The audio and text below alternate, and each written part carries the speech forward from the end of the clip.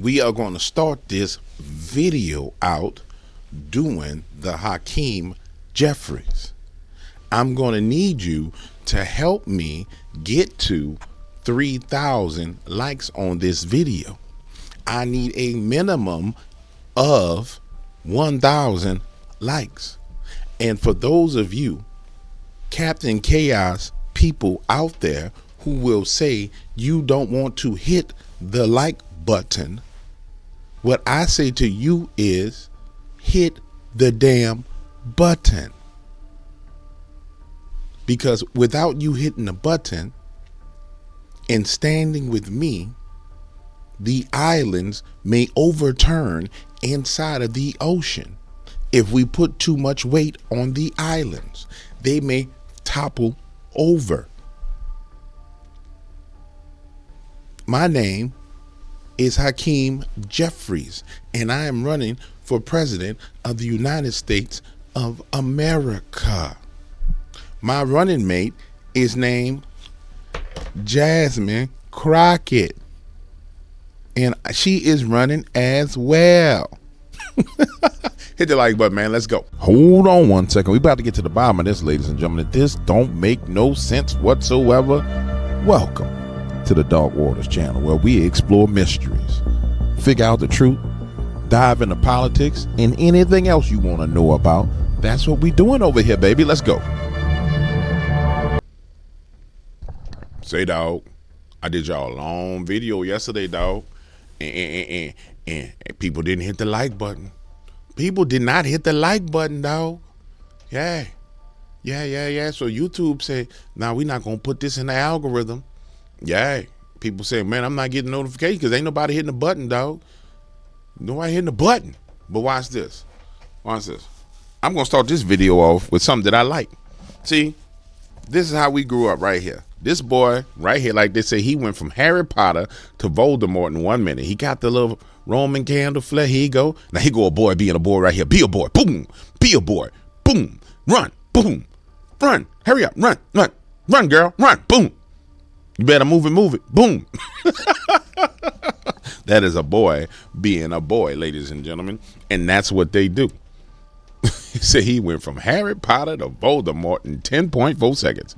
Yes, indeed. Now, ladies and gentlemen, boys and girls, dogs and cats, as we realize that the extent of the bus ride for people is no more than 1 hour and 10 minutes, we shall maintain the existing time that we know people can deal with.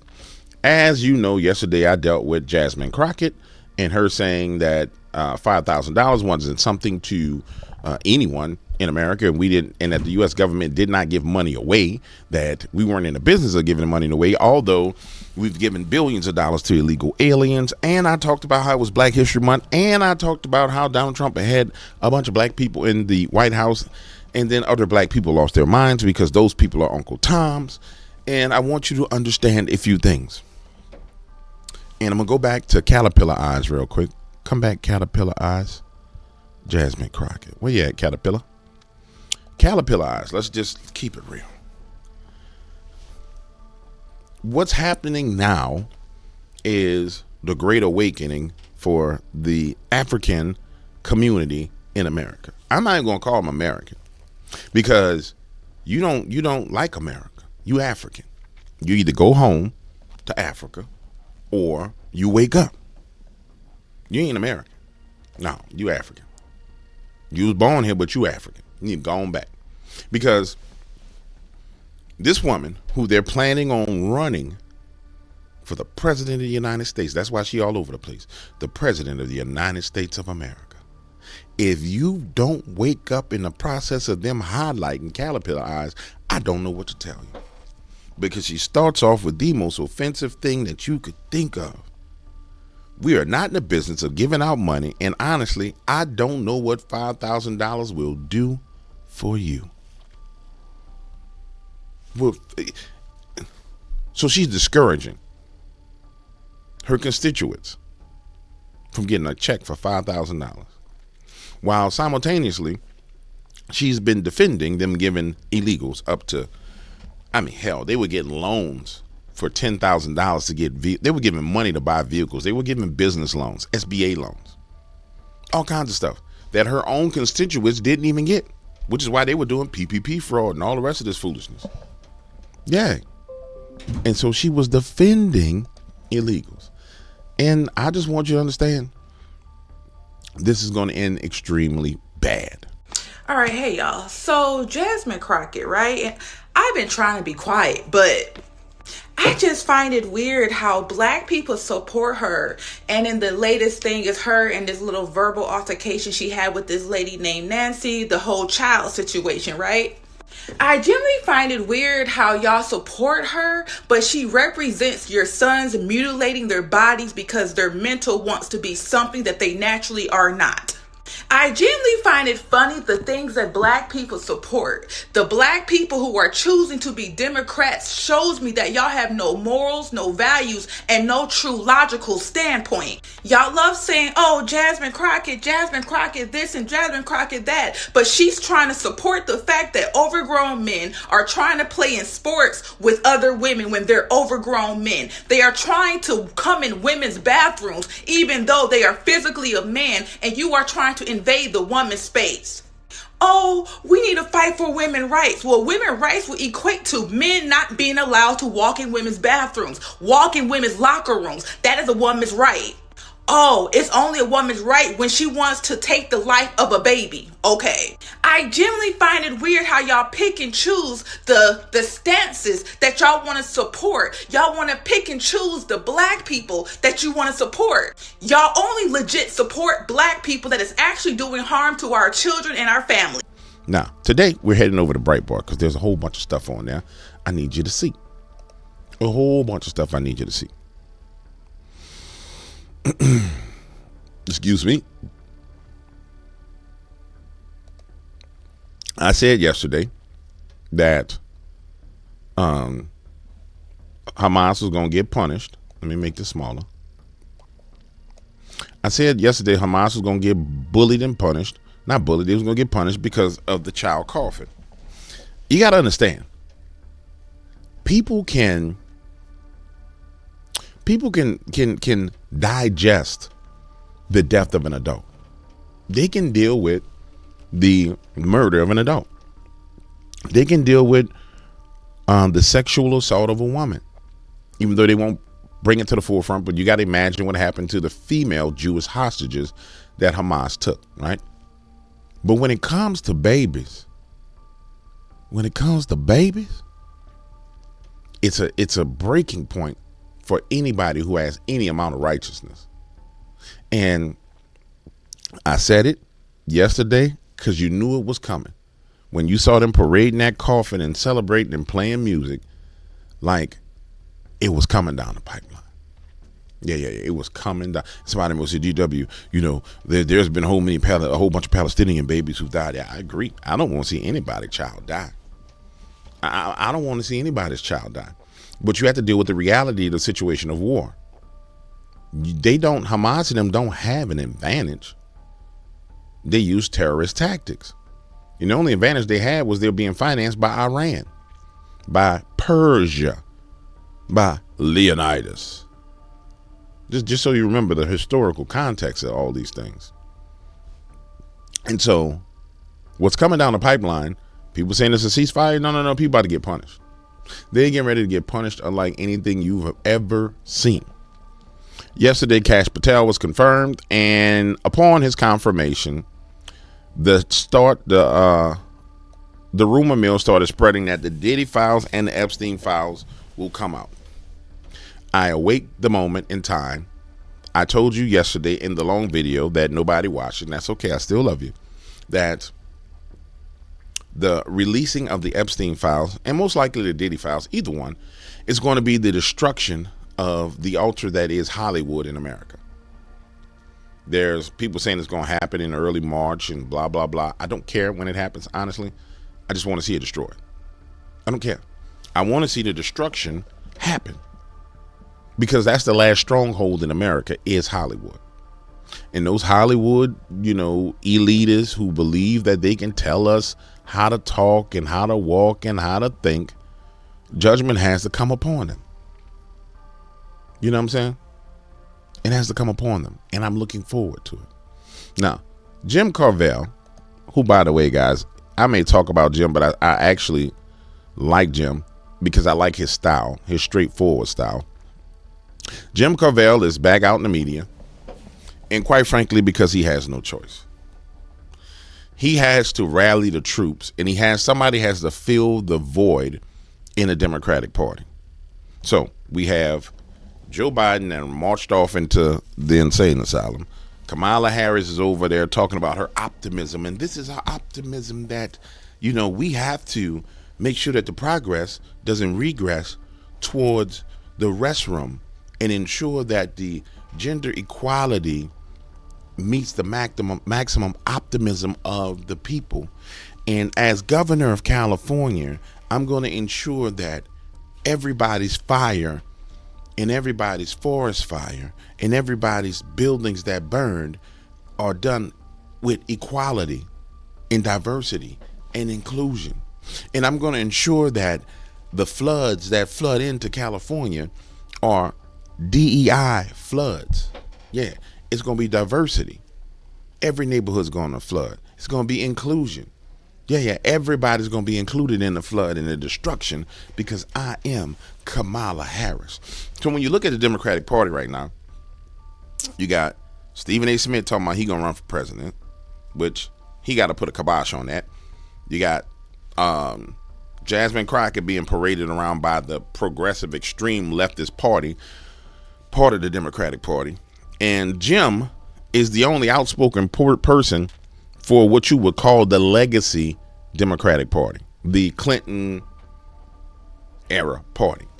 And so Jim has the task of coming out and holding back the horses and filling up the news media by talking to overshadow other talking points. Now, the only thing Jim can do to do such a thing is to come out and attack Donald Trump.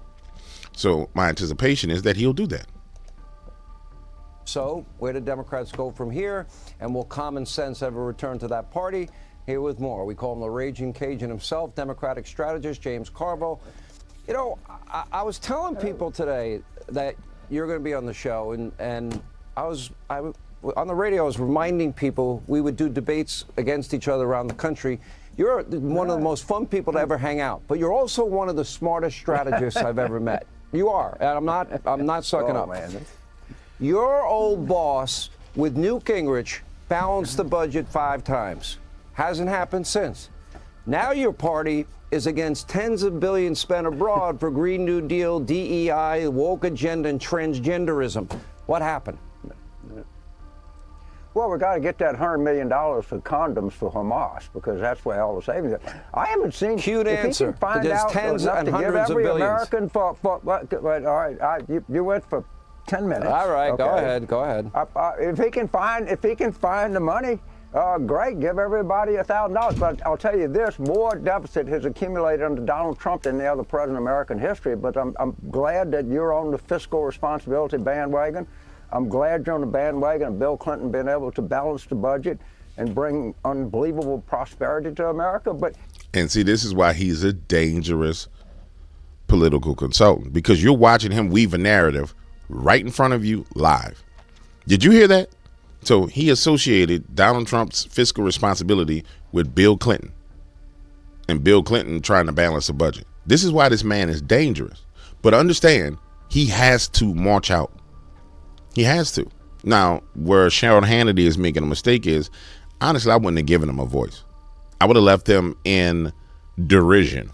And you're reading these polls, and I'm reading the polls saying the Democrats are 13 points up in the congressional generic, that Donald Trump has the lowest approval rating of any president at this point in his presidency in American history. So your viewers are getting one view, and I'm reading another view. So one of us is right and one of us is wrong. And right here and right now is when you tell him, excuse me, Jim, one of us is right and one of us is wrong. Jim, we just had an election in November. You are clearly wrong. Are you negating the election results in November, Jim? I mean, November, December, January, February.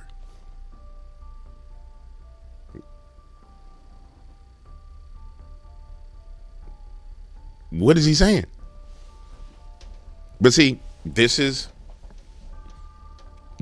a practice narrative. And I'm going to tell you, it's a little bit deeper than this. It's clear that it's clear that there's something going on in the Democratic Party where no one is accepting wise counsel from the people that know what they're talking about.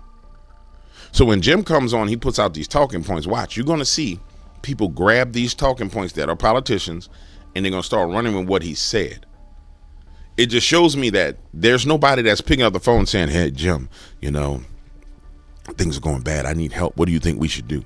Nobody's seeking his advice at this point in time, or at least nobody of any significant influence is seeking his advice. He may be talking to people behind the scene like Wes Moore like that, but I don't believe anybody's talking to Jim.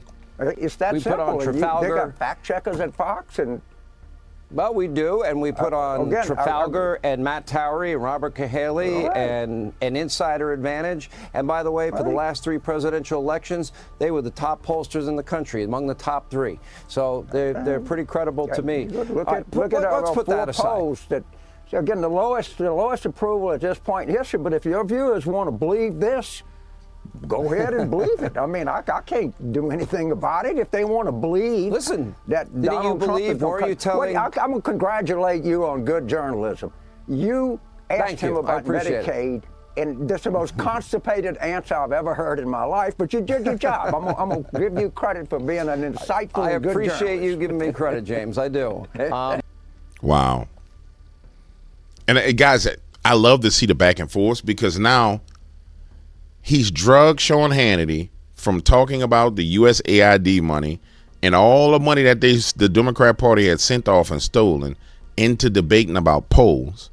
And so now he swung back and is giving them a compliment, a backhanded compliment, an insult. But remember, the question was, what are you guys doing with the money? But he had him discussing polls.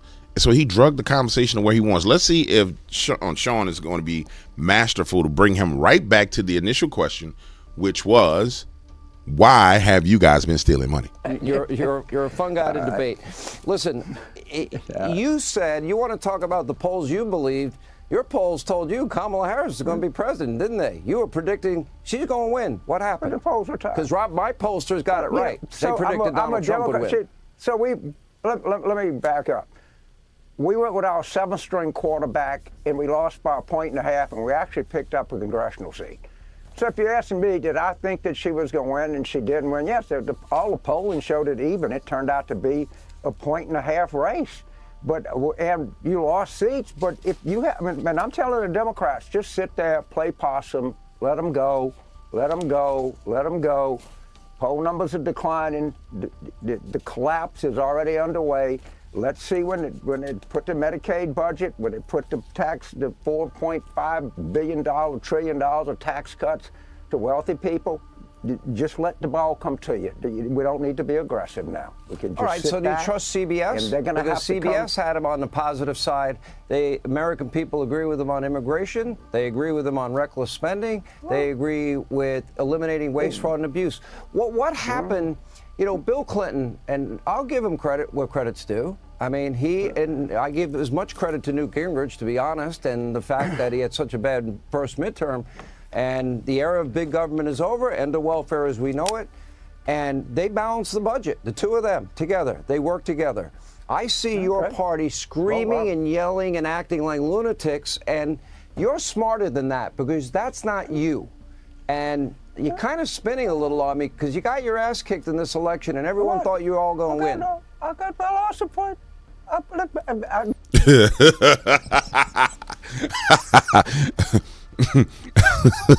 When you hear a man's voice go, you know he on the he on the losing end of a conversation. Here's the interesting thing. Sean hit him, and he actually hit him nicer than he should have. Where credit's due. I mean, I give as much credit to Newt Gingrich, to be honest, and the fact that he had such a bad first midterm. And the era of big government is over, end of welfare as we know it. and they balance the budget. The two of them together, they work together. I see your party screaming and yelling and acting like lunatics, and you're smarter than that because that's not you. And you're kind of spinning a little on me because you got your ass kicked in this election, and everyone thought you were all going to win. Nah, I thought where he was about to take it was, everybody's screaming and yelling because you lost. And you kind of got your ass kicked in this election. I would have said, and Jim, it seems to me as if you didn't give advice to Kamala. When did you start advising Kamala? Because your fingerprints weren't on this race until the very end. When did they start listening to you? And who's currently listening to you right now? And I don't mean that in an insulting way. I mean, like, who's currently taking your advice? You're a well-established political strategist. Clearly, you have to have told these people, stop screaming about fiscal spending, cutting fiscal spending. It's a positive thing, and American people want it. Clearly, you have had to tell them, stop defending illegal immigrants because American people are not on the side of illegal immigrants. Who's not listening to you right now, Jim? Because somebody's not paying attention. And I would have swung it to where I would have tried to pull out of him what the real deal is. And I don't want to go back and forth with you. I don't want to fight with you. And I would have told him, Jim, I don't want to fight with you. I'm trying to hold a conversation because I want America to be better. I want America to be better. I want to see the Democratic Party that is about controlling fiscal spending, that is about not going to war and going in a senseless war, that is not about sending billions of dollars to foreign countries. And how do we get to that point? And I know you play a pivotal role in it because you were part of the administration that had a balanced budget before. Now, guys, I wouldn't give a damn. I'm saying this because I'm trying to get a response out of him. I'm not going to come back. I'm not going to go back and forth with you like this. They lost. There's no debating whether or not the Democratic Party lost. You got trounced everywhere, in every poll, in every demographic of every voter. And it's only gotten worse. That is the reality. Now, he can paint the picture of whatever he wants to paint, but the reality is they are wildly unpopular. Point blank, period. They have no candidate at this point in time. All these things are realistic. The one candidate they had, Wes Moore, they didn't put up. He even said, we took our 7-string player and put him into the game, and we only lost by a point. Yeah. I want to know who ain't listening to you. Anyway, I'm moving on. This is a big thing. And as this gets into the collective consciousness of people, Trump orders agencies to stop taxpayer funding for illegal migrants, right? This is a huge thing. And I want you to understand for us who see the news as it happens, your average person is on like a 30 to 60 day delay. But we get a little frustrated with people because we see it as it happens because we're engaged. You practice civic engagement. The average person does not practice any form of civic engagement. And so I want to remind you to be patient because it takes about 30 to 60 days for it to filter down to your coworker and they get it. And I know this because there are things that happen prior to the election that friends started sending me videos of, man, did you see this right here? I'm like, yeah, bro, I was talking about that when it was going on live. I was talking about it when it was happening in the moment live. So a lot of things have to filter down to the American people. President Donald Trump has ordered his agencies to scrub their regulations and spending programs to ensure illegal migrants are not getting taxpayer funding via hidden channels. Trump's executive order, titled Preserving Federal Benefits for American Citizens, late on Wednesday, the policy would save tens of billions of dollars per year. But the full economic impact will not be known for many months because Trump's deputies must find the aid program, change policies to stop some funding, fend off lawsuits, and gradually rewrite regulations to stop more funding. Democrats will furiously protest Trump's aid cutoff because the cash flows through their vast, vital farm teams of supporters at government agencies and nonprofits. Democrats also support the funding because it attracts migrants to the U.S. Let's be clear. This whole migrant invasion was about them changing the demographics of the nation and also changing the voting demographics. Remember, there was this time period where the narrative was America is no longer a majority white male dominated nation. It was along the lines of that. And I was saying, hey, black people, we historically are 13% of the population. We haven't grown beyond 13.5% of the population because we run around killing babies. Basically, then wonder why God pissed off at us, because you just run around sacrificing babies left and right. You understand what I'm saying? And so you ain't got nothing to do with the fact that the population changing and that the demographics is changing. It's because they opened the borders and brought all these other people in. And the crazy thing about what the media did was, again, they used black people as the banner. Yeah, you know, the white man is not even the same, you know, they not the same demographic. You know what I'm saying? What they like? They got more us than they got them right now. And they grow, we 13%.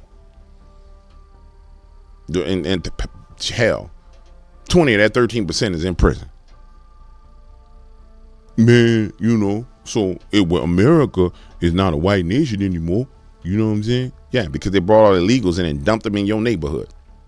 But it took America going through this for them to bring in criminals. And we ain't talking about regular criminals. We talking about third world criminals.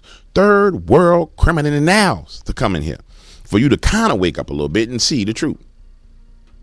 So when Donald Trump says he's cutting tax funded paying for illegals, you should be like, hell yeah, you need to cut the tax funded paying for the damn illegals. And there shouldn't be no conversation about it. Mind your business. Go on about your business. They shouldn't be getting nothing. You illegal. You get zilch, zero. And that's the honest to God truth. And anybody who got a problem with that, man, I think you just need to go ahead and move to Africa, move to Germany, move wherever you gonna move, but get the hell from around here. You know what I'm saying? It's got to happen.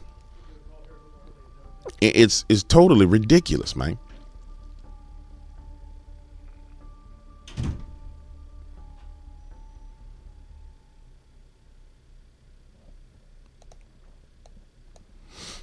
This is something that I touched on yesterday, and I want to touch on again. This fired federal worker psychological operation that is playing out everywhere.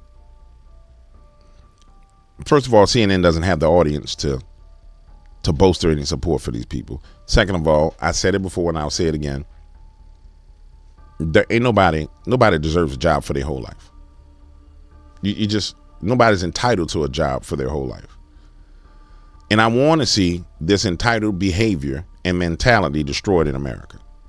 Because really, when you think about it, it was many of these entitled government employees and their children that felt untouchable. Like they didn't deal with any major disasters. This is their first major disaster. They've been located in Washington, D.C. and the surrounding area. They've been in the swamp. And so now there's a storm in the swamp. There's a draining of the swamp. There's thunderstorms in the swamp. And now we're starting to see their personalities. Are you hoping to ever return to a job in the federal government or not after this?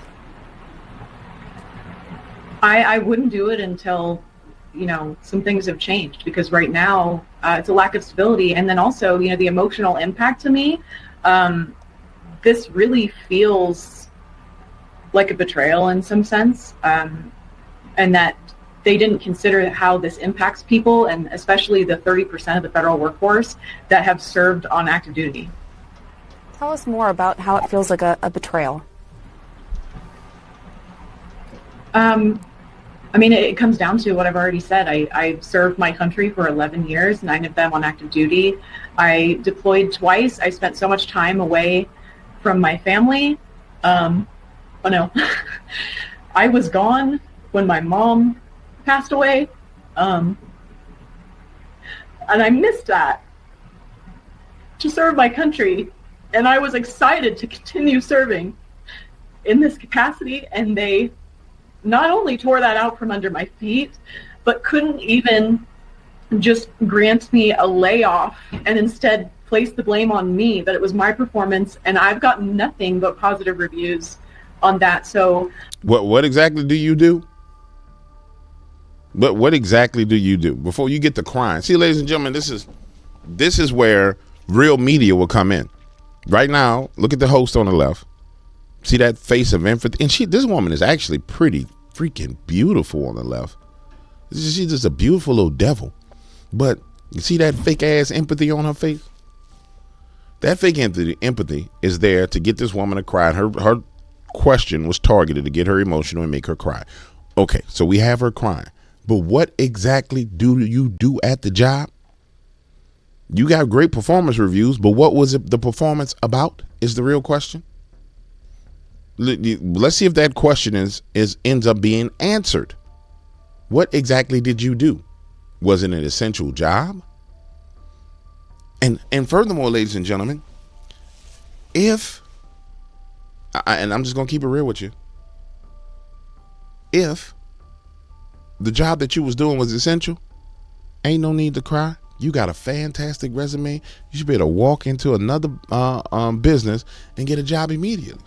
Now, if what you were doing was some bull crap, then you might be out of work forever. If your job was to monitor and maintain the population number of indigenous blue frogs who identify as green frogs and jump up and down and make sure that they are attracted to microwaves, then you might not be able to get another job. You might not be able to be employed. But that ain't my fault. That ain't the government fault. You went to school for that. You went to college for that. And somebody may say, DW, ain't no damn education when you go to discover frogs and you're right. And I don't think you can study that in school. But the point I'm making is, you made that career choice and you landed that job. So let's see what she does. Now, if she does something for real, and they disclose it, then they're down bad. Like if she was over there, you know what I'm saying? Hell, I don't know. What would a government worker do that you actually need them to do? I mean, hell. If she was doing something of substance, then okay, maybe. I feel very much like the message is that my service. I don't care about your feelings. This is the problem. Everybody talk about nobody care about your feelings. Isn't valued. They don't care about how this impacts me or people like me. And to me, it's inhumane. It feels like they're ignoring our personhood and not respecting us as human beings or as. This is how you know she's got some hardcore liberal brainwashing. They're ignoring our personhood. What the hell is your personhood? You got fired. They didn't drag you into a room and skin you alive and hang you up like a buck and gut you. You got fired, lady. I'm so sorry you had to miss that with your mom. I've lost my mom, and to not be there at the bedside is just, I'm so sorry. And yeah, I'm gonna tell you like this. I don't like the fact that people leverage the death of their mothers in conversations for sympathy and empathy. I'm sorry, I don't like it. Everybody got somebody that's dead. I'm sorry. And let's just keep it real. If I served in the military and I chose to go in the military and go fight and whack people for a living, when I signed up, I knew what I was signing up for. And I'm not trying to be insensitive, guys. Don't get me wrong. I knew what I was signing up for. So my friends who served in the military and the Air Force, when many of their kids were born, they weren't there. But they knew what they signed up for. So to try and drag me emotionally along with this manipulation because your mama died and you weren't there, no. That's you in the depths of your mind. But you signed up for that. Yeah, you kind of cute. You could have been swinging on a pole and making all kind of money. You know what I'm saying? She kind of cute. She could have been on that pole swinging around, but you decided you're going to go be in the military. You didn't want to be on the pole. You know what I'm saying? She could have been a waitress at Hooters. She could have did a whole bunch of different things. All these options in life. You chose that life. And then now things don't go the way you want them to go. Now we're going to refer back to mama died and I miss my mother's death because I was serving the country. They didn't come. It's not like they knocked on the door and drafted you. No, they didn't say, hey, get over here. You about to put on this uniform. I'm going to go over there and you're going to kill some Iraqis. No. You went to an office and signed some paperwork. Like they said, I left my home to join the army, Oh, we, oh, we, oh, we, oh, we, to join the army, I left my wife, standing at the door. She thought that I would die at war. Oh, we, oh, we, oh, we, oh, we, oh, we, oh, we. You chose that. That's the song they sing when they march, just like this. Join me. Don't believe me? Watch this. I know this because I've talked to many military men to get stories from me and from them. And they share those stories with me about them walking around singing it. And every last one of them says, yeah, I chose this life. Every last one of them told me. I'd be like, dog, you tripping. Nah, bro, I know what I chose. Chose all of it. It don't mean it's easy to deal with, but you still chose it. You see what I'm saying? And I'm not trying to be insensitive. The view collapses into total confusion. The ladies can't agree if blindly hiring helps DEI or hurts it. I can tell you right now, if you hire somebody that's unqualified for a job just because of the color of their skin, their race, or their gender, or their ethnicity, you hurt your organization. And more importantly, you hurt people coming down the pipeline that are qualified, that are of those races or genders. Let's just say we left the whole current gender thing in place where there was 18 million genders, right? And let's say there's this new gender that pop up. It's called Cablasian. No. Japtalian. That's a blend of Japanese and Italian. And let's go with Blackanese, right? I'm Blackanese. This is what I identify as Blackanese. Well, I'm a Blackanese person who don't know how to fly a plane. But then there's another Blackanese that actually went to flight school and this Blackanese is the top flight cadet in the world. This Blackanese can fly planes and flip them upside down on landing and roll them where the wing just skims the ground and then lands perfectly. But you hire this Blackanese right here first. And so I go in there and I get on a plane and I'm like, I'm Blackanese, hear me roar. Get behind that plane.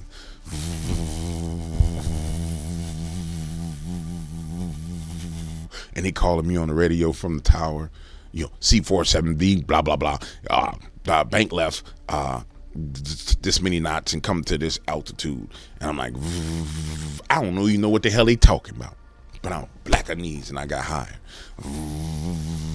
And then my co-pilot is Japtalian. That's Japanese and Italian. So we got a Blackanese and a Japtalian. It's time for landing.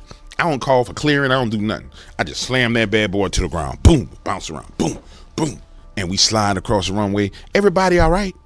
It was the roughest landing on the planet. And I do that every time. Then one day I clip the wing or something and one person dies. All right, so now I get fired. Here come the next Blackanese. What I call it, Cablasian? Whatever I am. Blackanese. Here come the next Blackanese. This dude right here, he's Top Gun. He is literally Top Gun. He turns a commercial airline into a jet fighter the way he flies. And he goes into a room for an interview. And they look at the resume. Oh, not another one of them damn Blackanese. Boss, we got a Blackanese in here. And we got to hit that DEI quota. But the last Blackanese we hired, man, he killed 10,000 people. well, I don't think we're going to be able to hire him. But boss, they got the DEI requirements and this.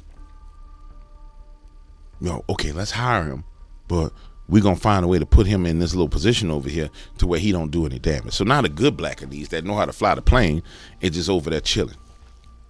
Ain't doing nothing. You know what I'm saying? They got him as a co-pilot. They got him handing out peanuts on the plane.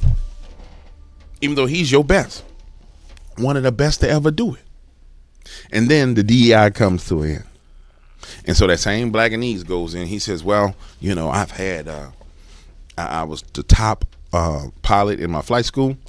I've landed planes that were going to crash by turning them upside down, rotating them left and right, and stabilizing the plane and landing it.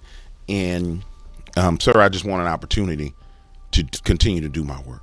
And they look at the once the DEI stuff is removed, they look at him, they look at the resume, they look at everything, and they say, shit, this Blackanese right here could fly a plane.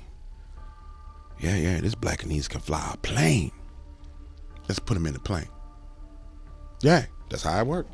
Yeah. See, that DEI allows mediocre people in the place. And those mediocre people do damage unlike anything you've ever seen. Because they're mediocre. They're not like me and you. I don't know about you, but in the morning I get up and I look in that mirror. I make sure I do my face like this and I get all the stuff out of my eyes. And if you don't do this, you need to do this every day. Walk into that mirror and you look at that mirror. And you say, hey, I'm talking to you. We got a lot of work to do today. And I don't want none of that lip from you, complaining, crying, whining about what we can and can't do. We got a list of things we need to do and we need to get them done. And we ain't stopping till we get them done because I refuse to be mediocre. You understand me? He ain't going to talk back to you in the mirror, but you're still talking to him. You understand? So I don't want no lip. I don't want no negative thoughts. I don't want to hear nothing from you except for yes and amen, and we gonna get it done. Do you understand me today? And then you go about starting your day. Yeah, I just passed. So companies would hide under this idea of we're so progressive with not a lot of benefits or not always benefits to the people they claim to be helping. So some of the ways you change it, Sonny, you've been asking all day, what are the things? What's the solution? So she has solutions. The solution for you, Sonny, is to change your hairstyle and stop looking like you got no neck and figure out what your husband was doing that's got him going to prison. Saying focus on measurable results like pay equity, physical and psychological safety, holding network events, blind hiring. There are a lot of things that you can couch blind hiring, that makes sense. Right. But the point is kind of merit-based? Isn't that the whole argument that DEI is against? Well, she dug in because she studied, she's a consultant on DEI for companies for 10 plus years. And what she's saying is, regardless blind of the hiring is the opposite of DEI. Yeah, blind hiring is not the opposite of DEI. That's not true. The results of blind hiring is kind of like, well, actually blind hiring is if you don't see the person, you're just looking at the resume. Yeah, that would be the opposite of DEI because it's like, okay, I'm looking at your resume, but there's really no blind hiring because resumes have everything on it. Hold on, let me listen to this. Just for anyone listening, the results of this are saying that there were people there that needed help with the diversity, the equity, the inclusion, bringing people on. The pay disparity still exists. They aren't getting the jobs. So not every critic of DEI, which I am one of them, says that it can't do better. DEI programs make sure that the most qualified candidates, traditionally excluded from opportunity, are given the chance to compete. So this notion somehow... What? This is so upside down. No, that's not what it does. That's not even what it did to Asian people in colleges. Think about it. The Asians, the Caucasians, the Asians have the best grades and the best everything because they don't buy into none of the culture of, foolishness. And so because of DEI at colleges, they were skipping out on Asian students at Harvard and Princeton and Yale because they wanted to bring in Latinos and blacks who weren't qualified for it and bring them into schools. And here's where it goes bad. If you're not qualified to go into a Harvard University and handle the education and the rigors of going to Harvard University, you are going to fail. You'll do better going to a SEC school where you can handle it than going to Harvard or Yale or Princeton where you can't handle that. I'm sorry, you'll do 10,000 times better. And if we really talking about the real workforce, I mean, I work and hang out with people who run major companies. There's so many standards that are in place that nobody talks about. So, for example, there's a standard that I know HR guys hold to. If you did not go to a SEC school, you ain't getting hired in my company. They don't care what SEC school it is. They don't care what race you are. The standard is this level of education. If you didn't get this level of education, you not coming into my company. Point blank, period. That's their minimum standard. Because they know when you go to that school, you're going to get this level of education. You can have this level of social engagement. You can have this level of network. You can have all these different things that prepare you. And I'll submit to you, for a black person, it's actually better to go to one of those SEC schools because you get into an environment where you have to learn how to deal with everyone. With every race, every color, every ethnicity, everything you could think of, you're going to engage with it in that situation. I don't want to talk about DEI because these people are idiots. It's like a waste of time to talk about that. Oh, man, let's make fun of him. This is who they think they're going to run for president of the United States of America. Hakeem Jeffries. Hakeem is going to say that Donald Trump is called Captain Chaos. And Captain Chaos and his Republicans are destroying America. Because Hakeem Jeffries does sign language when he talks. Because Hakeem is a tard. Captain Chaos and extreme MAGA Republicans spent last year promising to lower the high cost of living and running away from Project 2025 as if it didn't exist. Captain Chaos and extreme MAGA Republicans spent. So, bro, if you ever meet a man, first of all, he looked like something off Lord of the Rings right there. You see how he look a little sharp on the right hand side, like a little goblin? First of all, let's keep it real. If you ever run into a man who talks with his hands in the way he talks with his hands, then you should run the other way. His brain is not that fast working. It is slow. Damn idiot.